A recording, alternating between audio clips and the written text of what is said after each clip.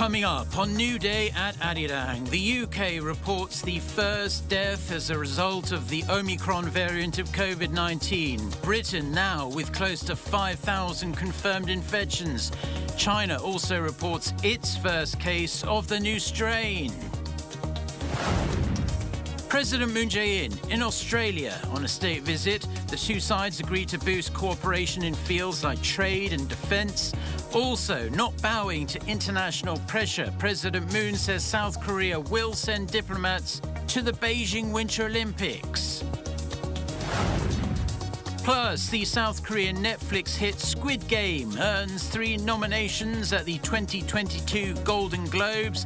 It's up for Best Drama Series, Best Actor for Lee Jung-jae and Best Supporting Actor for Lee Young-soo.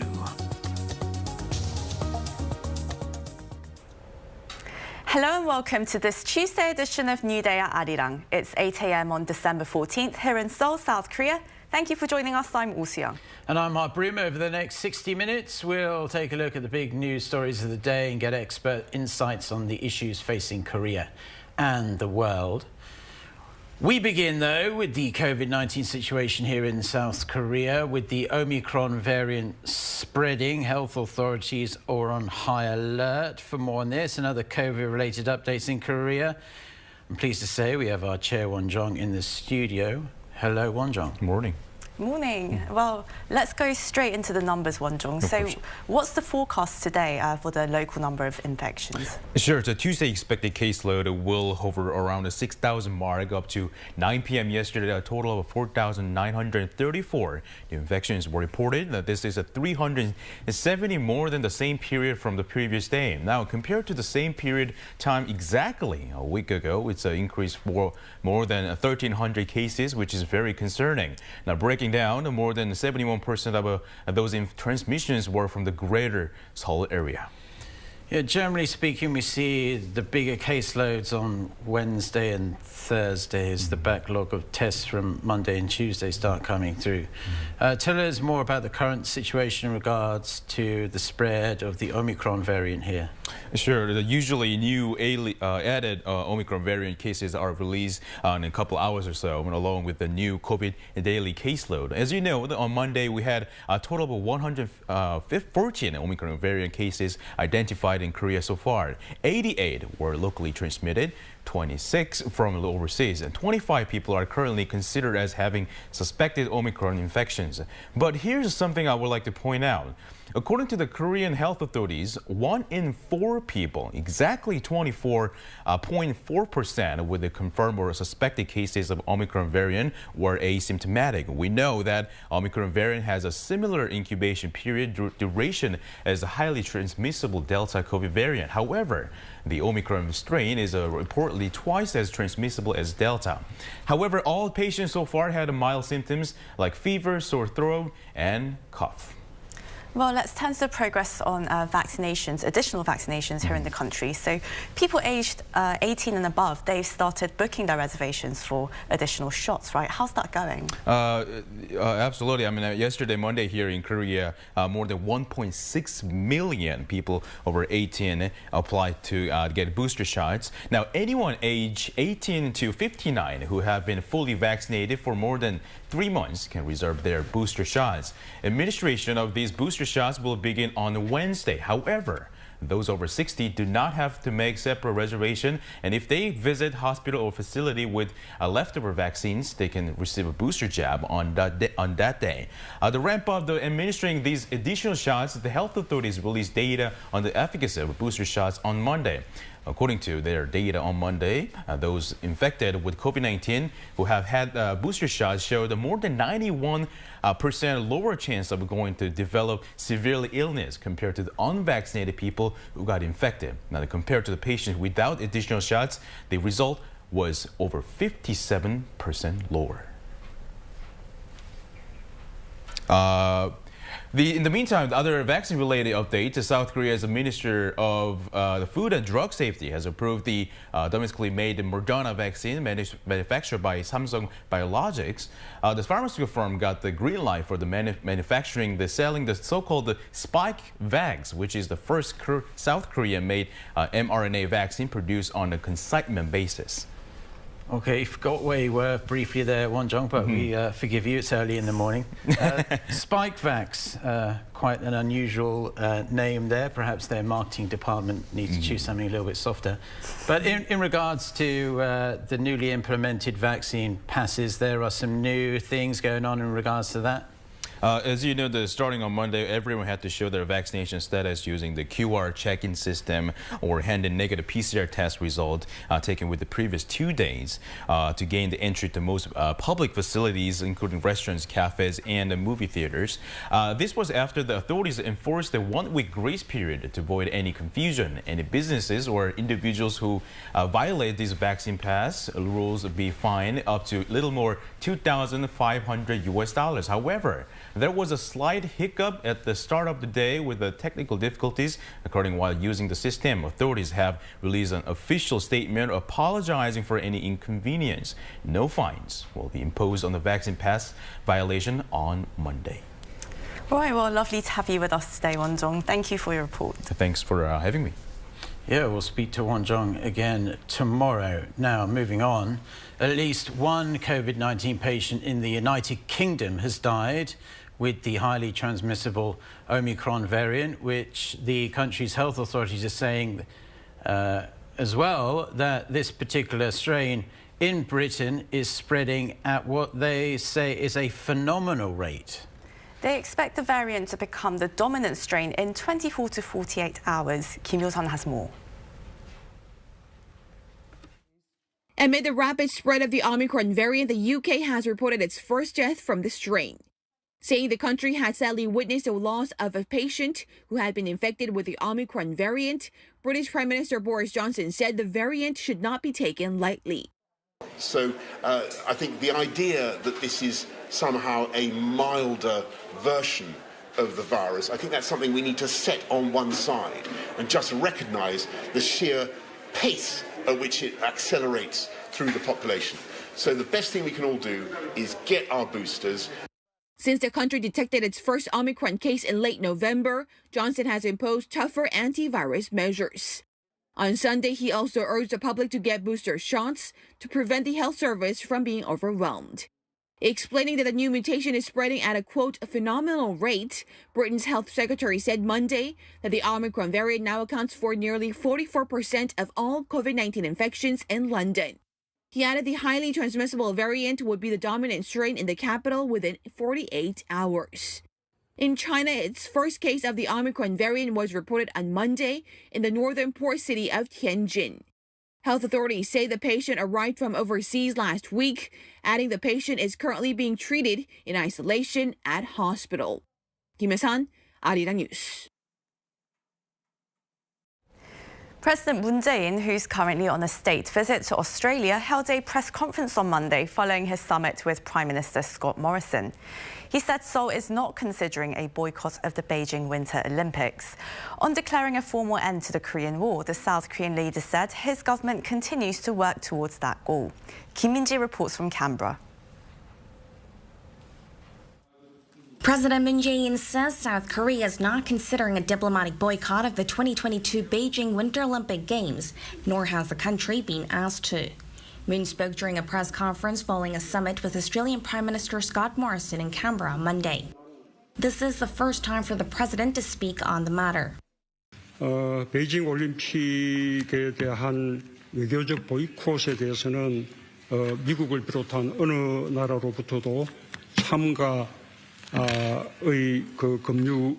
권유를 받은 바가 없고 한국 정부도 검토하지 않고 있습니다. It comes after the U.S. first announced a diplomatic boycott, soon after which allies like Australia decided to follow suit, putting South Korea in a tricky position in its balancing act between Washington and Beijing. Moon said that while the Seoul-Washington alliance is the root of diplomacy and security, South Korea needs to maintain harmonious ties with China. 경제적인 측면에 있어서는 중국과의 관계에도 매우 중요합니다. 한국은 한 가지 더 있는데 그것은 한반도의 평화와 안정 또 그리고 북한의 비핵화를 위해서 중국의 건설적인 노력이 요구된다는 점입니다. As for his proposal for an end-of-war declaration, Moon said that all parties involved had expressed agreement in principle, but the talks have been unable to get started due to North Korea's precondition that the U.S. scraps its hostile policies. Biden administration also recently imposed its first sanctions on Pyongyang. Moon said that the goal is not the signing of the declaration itself, but to revive momentum for talks. Later Monday, Moon had dinner with Australian veterans of the 1950 to 53 Korean War. Moon thanked the soldiers who sacrificed their youths. 대한민국의 자유와 평화를 수호한 참전 용사들의 인류애와 헌신은 우리 국민의 마음속에 영원히 기억될 것입니다. 또한 호주와 대한민국 간의 영원한 우정의 밑바탕이 될 것입니다. Australia was the second country after the U.S. to come to South Korea's aid, sending some 17,000 troops to fight against North Korea. Over 300 were killed in conflict, while more than 1,200 were wounded. Earlier in the day, Moon also paid respects at the Australian National Korean War Memorial. On Tuesday morning, President Moon heads to Sydney. There he's scheduled to meet with the leader of the opposition Australian Labor Party and hold talks with Australian business people on key raw materials needed for South Korea's strategic industries. Kim Min-ji, Arirang News, Canberra. As well as holding their summit, President Moon Jae-in and Australian Prime Minister Scott Morrison also on Monday signed 4 MOUs to strengthen bilateral cooperation in various fields. Chang Tae-yeon reports. While in Canberra on a state visit, President Moon Jae-in on Monday started promoting South Korea's economic diplomacy at a summit with Australian Prime Minister Scott Morrison. 4 MOUs were signed between the two countries, which are about bolstering cooperation on the supply of key minerals, carbon neutrality, the defense industry, and even an agreement to export Korea's K9-propelled howitzer artillery guns. The two countries signed an MOU, which will enable Seoul to secure a stable supply of raw materials and key mining products. South Korea sees Australia as a potential partner for essential minerals like lithium and nickel, which can be used for future industries such as in the production of electric vehicles. The recent urea shortage has shown that it's risky to depend on a single country for key materials. The two leaders also signed an MOU on carbon neutrality, which is about expanding cooperation in the field of eco-friendly technologies like the hydrogen economy and solar energy. The aim is to pave the way to develop new industries and create more jobs. Among other issues discussed were national defense and cybersecurity cooperation. Australia has signed a deal to buy some $800 million worth of Korean artillery. Australia will acquire 30 units of the K9 self-propelled howitzer, becoming the 7th country in the world to purchase the weapon. It'll also buy 15 fully automated robotic ammunition resupply vehicles. Chang Tae-yeon, Arirang News. Now it's time for On Point, where we speak to experts to delve deeper into the biggest news stories in the spotlight right now. President Moon Jae-in, as we've been hearing, is in Australia on a 4-day state visit to that country. On Monday, he had the summit with the Australian Prime Minister Scott Morrison. South Korean officials say the main focus of the South Korean leader's trip is to deepen South Korea's already strong ties with Australia and to secure a stable supply of raw materials and core minerals. Right, and for more, we're joined by Professor Ramon Pacheco-Pardo, Professor of International Relations at King's College London. Good morning to you, Professor.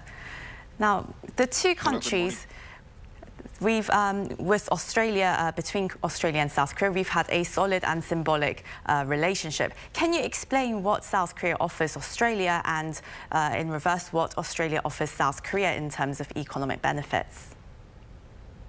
Well, first of all, if we look at the Korean side, it sells oil products to Australia, also cars, electric batteries, and a host of high-tech products that Korean companies produce and that Australian companies and consumers want to buy. And I think on the Australian side, obviously, the main exports are minerals. and other products that Korean companies would use in the production of the goods that they need to produce. And as your reporter was saying, Korea wants to diversify away from over-reliance from China. So that's very important for the Korean side. Plus, of course, we shouldn't forget food products from Australia, like Australian wine, which is very popular in Korea. Yeah, everyone loves a bit of Australian wine, and the beef's pretty good too. During his press conference with Morrison, President Moon stated, I think for the first time publicly, that South Korea is not going to follow countries like the US, the UK and Canada in imposing a diplomatic boycott of the 2022 Beijing Winter Olympics. Now, what factors do you think influence Seoul's position on this matter? I think the diplomatic boycott is a bit of a straw man. For a while, we thought that there could be a sports boycott. This is not going to happen. So now some countries are moving into a diplomatic boycott. On the Korean side, I don't think it makes much sense to join the boycott for a couple of reasons, a couple of them mentioned by President Moon already. The North Korean issued a strong economic partnership, but also we shouldn't forget Korea and China are of course neighbors, and China didn't engage in any sort of diplomatic boycott of the Pyeongchang Olympics, the last Winter Olympics. So from a Korean perspective, I don't think it makes political sense or economic sense to join this boycott, which in any case is fairly symbolic. We're going to see sports people from the US, from Australia, Canada, the UK participating at the Olympics. Probably no leaders of these countries are going to go to China anyway because of the pandemic. So in a sense, the boycott, I don't think is going to have much of a practical effect. It is, of course, a political message, but in practical terms, I don't think it is going to make much of a difference to China. Well, President Moon was also keen to stress that his visit to Australia had nothing to do with the administration's position on China, and his wariness, of course, is understandable given Beijing's rather angry reaction to the recent security pact established between Australia, the US and the UK. Why does this security pact, AUKUS, have Beijing so riled up?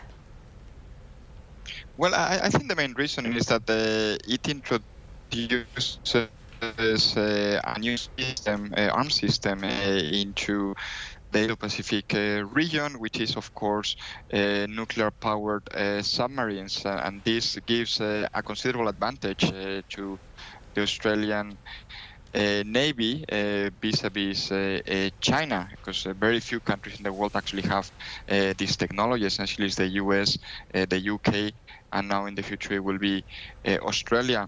And I think it's also another sign that countries in the region are cooperating with each other to try to contain China. Of course, President Moon would say that the visit has nothing to do with China, but Korea and Australia have signed a cybersecurity agreement. Hanwha, the Korean company, is selling artillery to Australia. So clearly, there is a China component to his visit, and AUKUS is part of these alliances being created across the region, sometimes including Korea, which to an extent are trying to contain China when we focus on security matters. Yeah, you shouldn't imagine Beijing are very happy about South Korea selling artillery and weaponry to Australia, but we'll see if they react to that. But Australia's Prime Minister Scott Morrison said he welcomes South Korea's decision to join, or start the process anyway, of joining this comprehensive and progressive agreement for Trans-Pacific Partnership, otherwise known as CPTPP. How does South Korea stand to benefit from joining this all-encompassing FTA that spans much of the Asia-Pacific region? Well, I think it stands to benefit in three ways. First of all, this is a much more comprehensive agreement than, for example, RCEP, which is entering into force in a few weeks' time. It covers services, it covers digital trade. So for Korea, it would allow it to trade in more beneficial terms with the members of the CPTPP in areas in which it doesn't have necessarily agreements with them. Secondly, it is an agreement that includes Japan, and of course Korea and Japan are going to be part of RCEP. But I think Korean companies now compete on an equal footing with Japanese companies. So at the bilateral level, this should increase trade between both, but also, of course, both of them compete in areas such as Southeast Asia as well. And I think this would give Korean companies it would allow them to compete on equal footing. And finally, we shouldn't forget that there are Latin American countries that are part of the agreement. And even though Korea has agreements with some of them, it doesn't have one with Mexico, which is an increasingly important partner for Korean companies. So it could strengthen links, or it would strengthen links between Korea and the other side of the Pacific, the Latin American countries on the other side of the Pacific Ocean. Well, thank you very much for your insights. That was Professor Ramon Pacheco Pardo, Professor of International Relations at King's College London, on President Moon's state visit to Australia. Thanks for having me.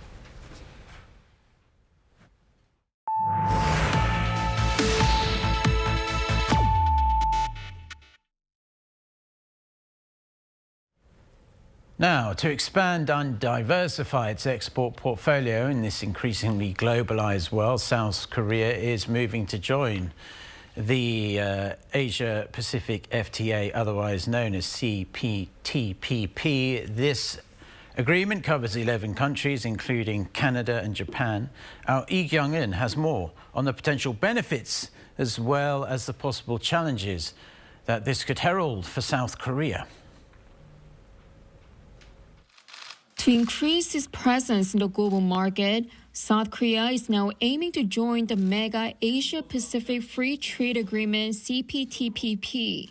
Finance Minister Hong Nam-gi on Monday said the government will prepare its application to the Comprehensive and Progressive Agreement for Trans-Pacific Partnership. The pact is a renegotiated version of the Trans-Pacific Partnership, or TPP, after the U.S. withdrew. Launched in 2018, it involves 11 countries, including Japan, Australia, Canada, New Zealand, and Mexico. As of 2019, those 11 countries account for some 15% of the total global trade amount and 12.8% of the global GDP. The finance minister said Seoul's push is deemed as being increasingly important as China and Taiwan have both submitted their applications, which he says will contribute to fast-changing economic order in the region. Plus, because China is South Korea's #1 trading partner, Beijing's application itself raises the pact's strategic significance for Seoul.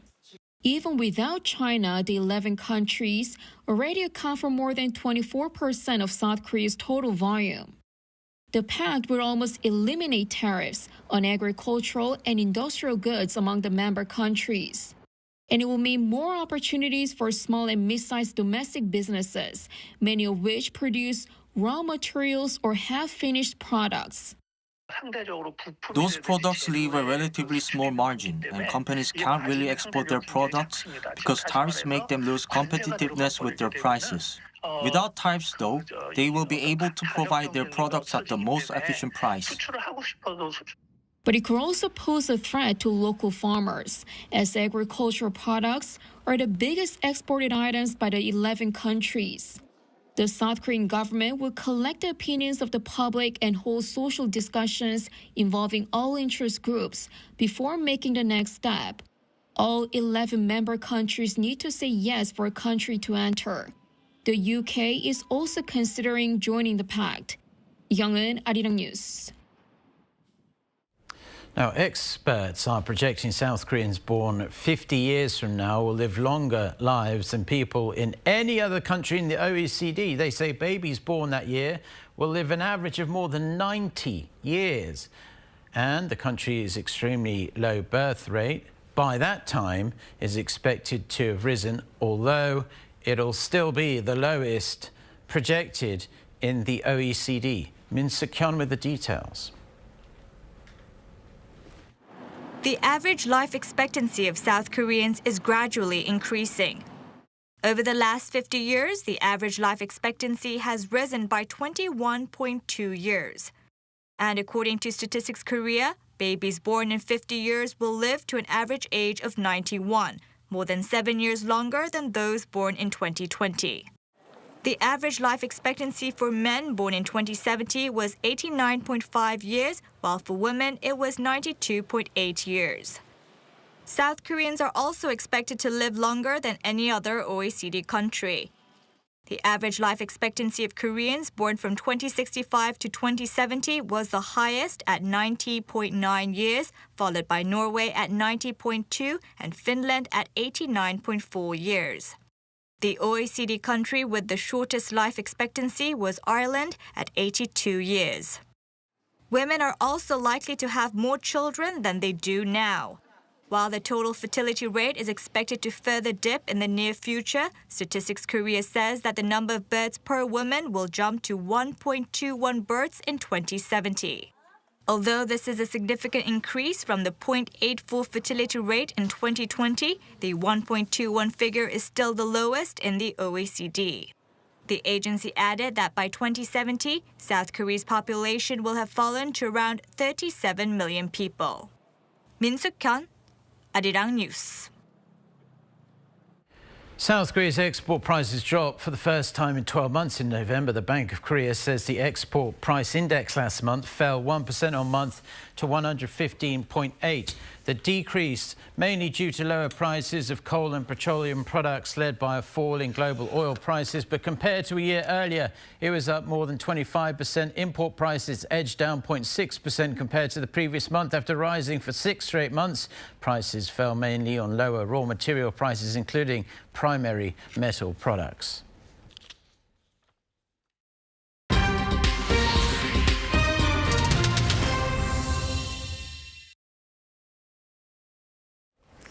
Now it's time for Global Insight, where we speak to experts from around the world on issues making headlines.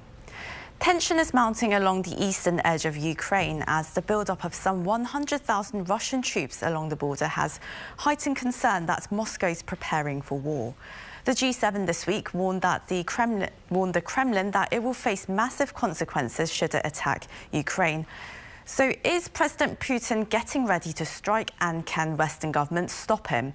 We discussed this developing story with Jared Hall, Professor of Government and International Affairs at Virginia Tech National Capital Region, and Professor Christopher Hartwell, Professor of International Business Policy at Saar School of Management and Law in Zurich and Professor of Management at Kosminski University in Poland. Very warm welcome to you both. Thank you for joining us today. And, well, let's start with you, Professor Hall. Now, how likely do you think it is that Russia is actually preparing for war to invade Ukraine? Well, the main indicators are all very concerning. First of all, the military capacity, and you have to look at what a power is going to do, so the military posture. And Russia is clearly going to considerable effort to mobilize the military capacity it needs for a large invasion of Ukrainian territory. Now, this doesn't necessarily point to war. Military buildups can be part of coercive diplomacy, but it's obviously very concerning. Secondly, the rhetoric. Now, the rhetoric has become extreme. President Putin has articulated positions that are frankly imperialistic, that Ukraine is an artificial state, that the Russian and Ukrainian people are one, that Ukraine only prospers when it is part of Russia. And Putin appears to believe he has an historic mission to bring Ukraine back into the Russian world, and that's deeply concerning. And thirdly, the aims. The Russian leadership has drawn some very public red lines in the crisis, demanding legal guarantees that Russia rule out NATO's further ruling out NATO's further advancement in the east and the deployment of weapon systems on Russia's western borders. And it will be very tough to reconcile those particular demands with stated NATO policy and Ukrainian sovereignty. And then finally, lastly, self-interest. And this is a really interesting one, because posing as a strongman and threatening to invade Ukraine certainly strengthens Putin's position at home and on the international stage. However, actually launching an invasion may well undermine his power. War is a very risky gambit for President Putin at home, within Ukraine, in Europe, in global affairs broadly. Now, President Putin, one thing we know about him, he's got a strong instinct for self-preservation. But it's also evident that he's attracted to geopolitical gamesmanship. And so, again, this is very, very concerning. War's not inevitable here.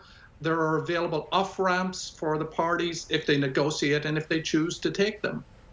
And Professor Tall, well, you mentioned the rhetoric, and well, Deputy Foreign Minister of Russia, Sergei Ryabkov, he said that Russia and the US might be hurtling towards a repeat of the 1962 Cuban Missile Crisis. Now, how should we interpret this kind of comment? Yeah, well, yes, I heard that. This underscores how serious the crisis is. You know, the way in the sort of hyperbolic nature of the kind of frames that are being used around the crisis. And Ryabkov's analogy is one example of this. He's framing the issue as a great power conflict, one where Ukraine's agency drops out and the conflict is between the United States and Russia. Now, comparing it to a major crisis during the Cold War, a high stakes standoff that nearly tripped into a nuclear war. Well, that's a Russian official seeking attention for the crisis, ringing alarm bells, so to speak. But he's also promoting Russia's understanding, self-understanding of it as a great power encroachment crisis, one where a faraway external power is trying to construct military infrastructure close to the homeland of an enemy state. So that frame is one that sort of promotes a Russian way of looking. And Professor Hartwell, well, while there's generally alarm surrounding the rapid militarization along the border, some see the build-up as Putin's way of getting the West's attention, as dealing with the Kremlin isn't exactly high up on Mr. Biden's agenda right now. Do you also see this as a language of diplomacy? Well, he's not exactly trying to get everyone's attention. I think he's trying to strike at a moment of weakness, which is what happened in Ukraine in 2014 and 2015. The seizure of Crimea was entirely just opportunistic, as was kind of the movement into Donbass. I think right now Putin senses that things are weak in the United States, especially in the presidential administration. The Obama administration did nothing to stop Putin the first time around in Ukraine, and Biden is coming from that same administration. So I think there's definitely a sense that that's the issue. I also think you've mentioned already domestic kind of factors helping to propel Putin forward. We're looking at an egregious mishandling of COVID-19 within Russia. We have official death statistics of about 280,000 people, but we have independent analysts who say that excess mortality is actually closer to 900,000. So that's a discrepancy of about 700,000 deaths. I think the average Russian in the street knows that the government has mishandled this. Putin is becoming more unpopular. And when Putin becomes unpopular, he becomes much more dangerous. We saw this with Chechnya in 2000, we saw it with Georgia in 2008, and we saw it with Crimea in 2014. So I think all of these things are coming into play. It's not necessarily that he's saber-rattling to get some attention. He's using it to deflect attention from some of his domestic failings. And well, as long as the tensions there continue to mount, Professor Hartwell, Mr. Biden, he's been speaking with leaders of the United Kingdom, France, Germany, Italy. The G7 ministers have been talking. They've been coordinating on the messaging and the potential sanctions that they might place on the Kremlin. And of course, the Nord Stream 2, that's at the heart of all this talk about sanctions. And while it's not an ideal situation for Germany, how do you see the new German government working with the Biden administration on this? Well, I think Professor Toll hit the nail on the head when he said it takes away the Ukrainians' agency. This is what we keep hearing. We keep hearing, what is the U.S. and Germany going to do? I mean, the U.S. has already said that it's not going to sanction on Nord Stream 2. Or maybe we'll sanction later, but we're not going to do it right now. The German government now might turn a corner from what Angela Merkel's policy was, her Ostpolitik, which was very 1970s West German. But I don't think we're going to see a repudiation of Nord Stream 2. The German economy runs on Russian gas. It is fine to throw Ukraine under the bus if this is what it takes to secure energy supplies for Germany. So in that sense, I think you have the Biden administration, which wishes that this Russia thing would just go away because it has transformative things to do in the United States. You have a German administration, which is going to be very interested in securing German energy security. And Ukraine is just a problem in this, a problem to be solved. We've already had the Biden administration and the German foreign ministry kind of pressuring Ukraine to accept kind of terms of deals, accept things to kind of keep the peace, as it were, even though it's not Ukraine that is disturbing the peace, it is Russia. And Professor Tall, well, with the United States having turned its main focus to the Indo-Pacific region, how do you think Mr. Biden's response is going to be? Well, yes, Professor Hartwell is absolutely correct. President Biden really has his hands full right now. He's trying to get a major piece of legislation through Congress to deal with a resurgent pandemic, spiking inflation, a radicalized Supreme Court, a subversion of democracy, the effects of climate change, and all in the United States. And so, but having said that, managing Russian and European security is always going to be at the top of the agenda of any U.S. president. And the U.S.-Russian relationship has been the center of world affairs for about 80 years. Russia has the nuclear capacity to destroy the United States in a matter of minutes, and every U.S. president knows this. The U.S. may want to pivot to strategic priority areas other than Europe, but events keep pulling them back. And Biden, I think, has played the crisis well, and here I would disagree with Professor Hartwell. He's put diplomacy first, he's consulted with allies, he's restated principles, he signaled tough sanctions that are ready, like Nord Stream 2, but he's also made it a priority to talk with Putin. He has not responded to continued threats from Moscow with escalatory rhetoric of his own. He's not engaged in any insulting rhetoric or felt the need for sort of macho gunfighter talk. He's an experienced statesman. He's elderly, he's overworked to be sure, trying to manage a very, very difficult relationship. Well, Professor Hartwell, the Minsk agreements in 2014 and 2015, they aim to end fighting in areas of Ukraine, but that effectiveness seems to have fizzled out. Do you see the two sides working towards a renewal or a similar form of diplomatic agreement? Well, the Minsk agreements didn't work because there were still, quote unquote, humanitarian convoys, which were coming from Russia, which contained ammunition, men's material that were pouring into East Ukraine. You know, the little green men are still there, and everyone knows that they are Russian regular forces, that that any kind of quote unquote pro-Russian or separatist movement that there is in Donetsk and Luhansk is being led by Russian regular commanding officers. So the only reason that the Minsk agreement hasn't worked is because one of the parties to the agreement continues to meddle in the internal affairs of another country, which is, of course, Ukraine. We've seen Putin utilize this tactic of creating frozen conflicts elsewhere to kind of get his way.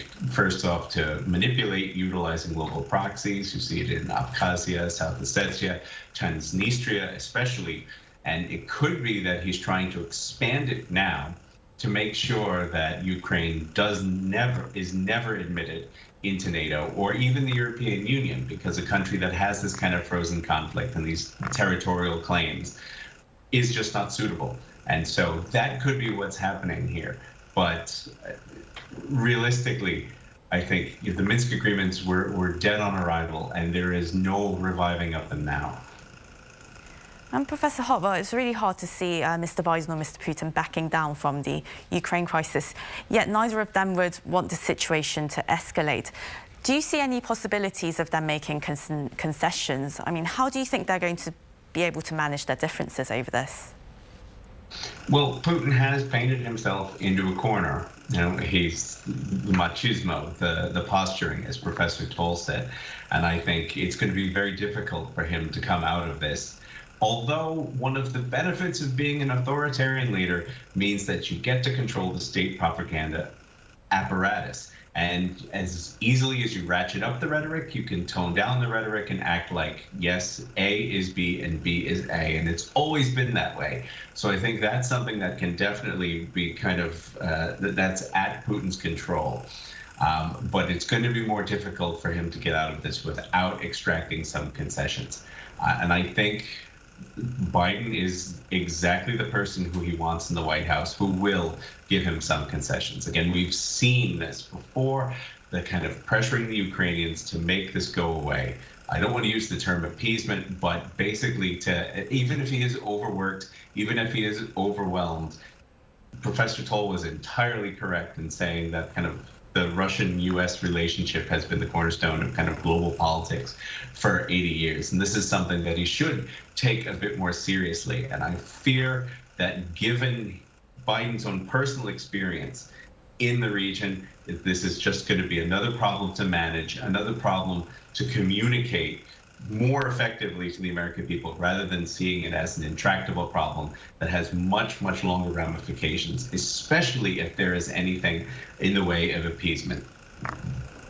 And Professor Toole, now, earlier this year, Biden and Putin, they were aiming to reset the tone of bilateral relations. How far do you think they can actually go on this? I mean, what are some areas that they could perhaps see some progress in? Well, obviously, this crisis doesn't help in resetting the tone of U.S.-Russian bilateral relations. It's a dangerous moment, and I certainly hope that negotiations forced by this crisis can be the basis for building back better diplomatic capacity in U.S.-Russian relations. There are a lot of very serious issues to address, as Professor Hartwell mentioned. The Ukrainian one is an intractable one. It is to be managed, and it does require compromises on all sides. There is room for a compromise on deconflictualization of particular military exercises, jets, going past each other's ships in the Black Sea and elsewhere.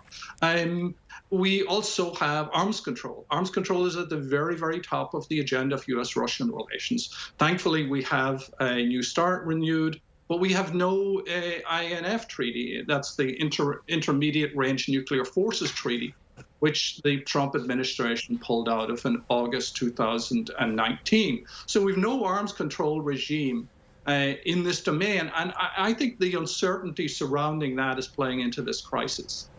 Now, climate change is another common security issues where they can and they should deepen cooperation.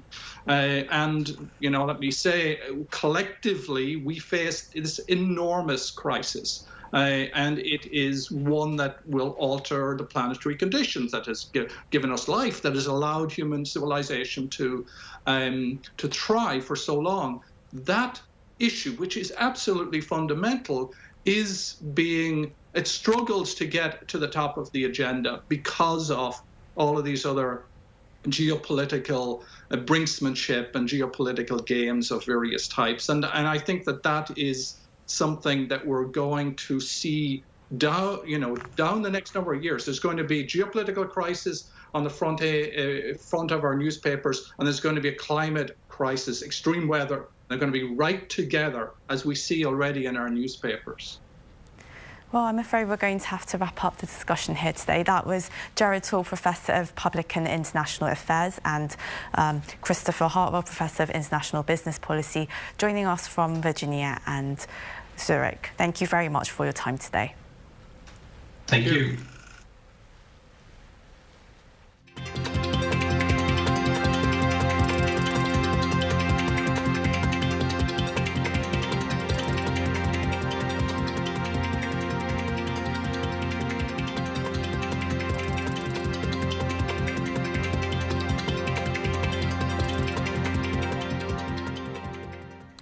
The hit Netflix series Squid Game is extending upon its already big international success, this time bagging 3 nominations at the 2022 Golden Globes. It's nominated for Best TV Series Drama, competing with shows like Lupin, The Morning Show, Pose and Succession.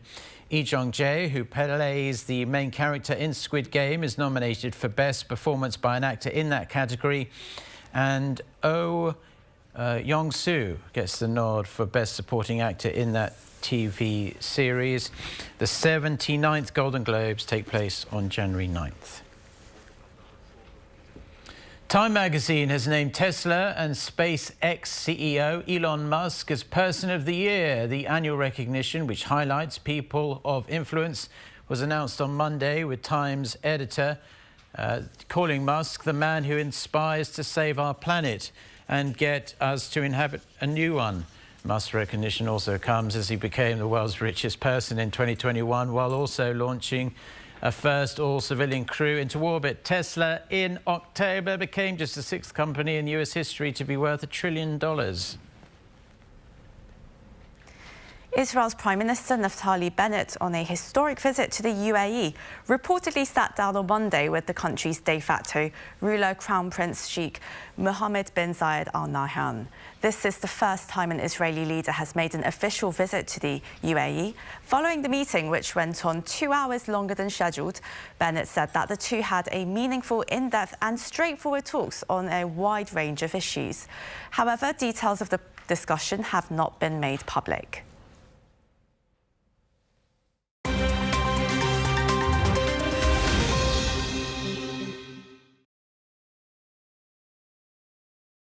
Let's take a look at what's going on in the world now.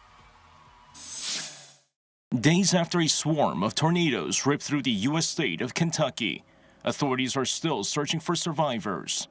According to officials, at least 100 people are feared dead in Kentucky alone as tornadoes demolished homes and businesses in the U.S. Midwest and South over the weekend. More than 30 tornadoes have been reported in at least 6 states, with Kentucky and Arkansas getting the worst of the wave of tornadoes. Responding to the worst tornado event in the history of our Commonwealth. Our state was hit by at least 4 tornadoes. Thousands of homes are damaged, if not entirely destroyed, and it may be weeks before we have final counts on both deaths and levels of destruction. President Joe Biden on Saturday approved an emergency declaration for the state of Kentucky as he called the latest disaster one of the largest tornado outbreak in U.S. history. Football fans tuning in for the Champions League round of 16 draw found themselves scratching their heads as UEFA was forced to redo its initial draw. The first draw for the knockout phase included a dream matchup between Manchester United and Paris Saint-Germain, which would have seen Cristiano Ronaldo facing Lionel Messi. However, the draw was scratched due to errors that UEFA blamed on third-party software. According to tournament rules, teams from the same group and country are not permitted to face one another, but the software apparently failed. A redo finally took place 3 hours after the initial draw, before UEFA Deputy General Secretary Giorgio Marchetti apologized for the error. Despite some clubs calling for the initial draw to stand due to a much more favorable opposition, pundits say an unprecedented redraw was inevitable. The 70th Miss Universe pageant saw India's Harnaz Sandhu being crowned the latest Miss Universe, beating out Miss Paraguay for the title. Celebrations broke out in India's northern city of Chandigarh, the hometown of the 2021 Miss Universe. She's made me and the entire family proud. The Sandhu family is very proud. I'm unable to handle my happiness, unable to think. My eyes are also watery and many things are going on in my mind which are very difficult for me to express. Sandhu's victory brings the crown to India after 21 years. During her acceptance speech, she urged people around the world to get vaccinated to help keep borders open. Lee Seung-jae, Arirang News. We were able to organize this contest.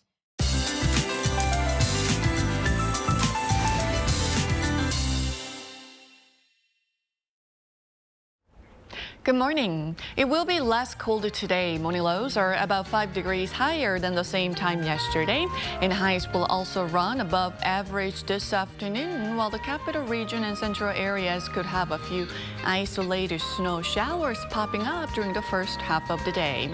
Sub-zero temperatures to begin the day in most areas. Gyeongju and Daegu are starting the day at freezing -4 degrees Celsius, but air quality will be decent across Korea.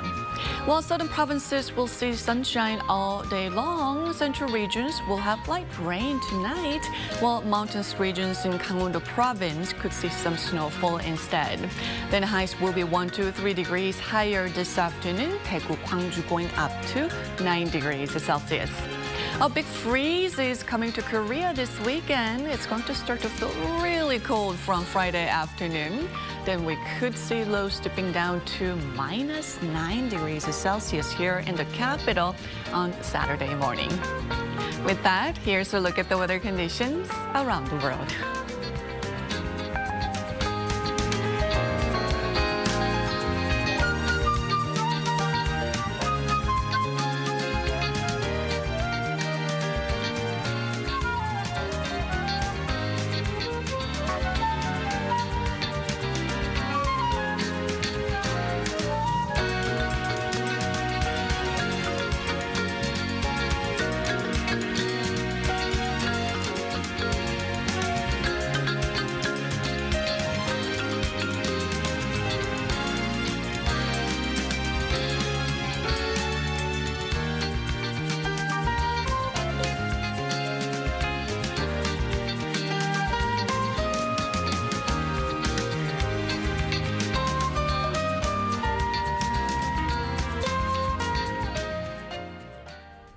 That's all we have for now. We'll be back at 8 a.m. Korea time on Wednesday for our next edition of New Day at Arirang.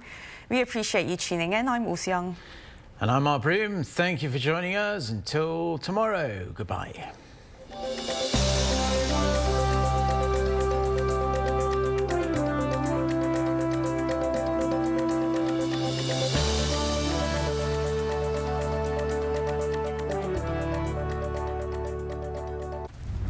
Everyone knows I'm passionate.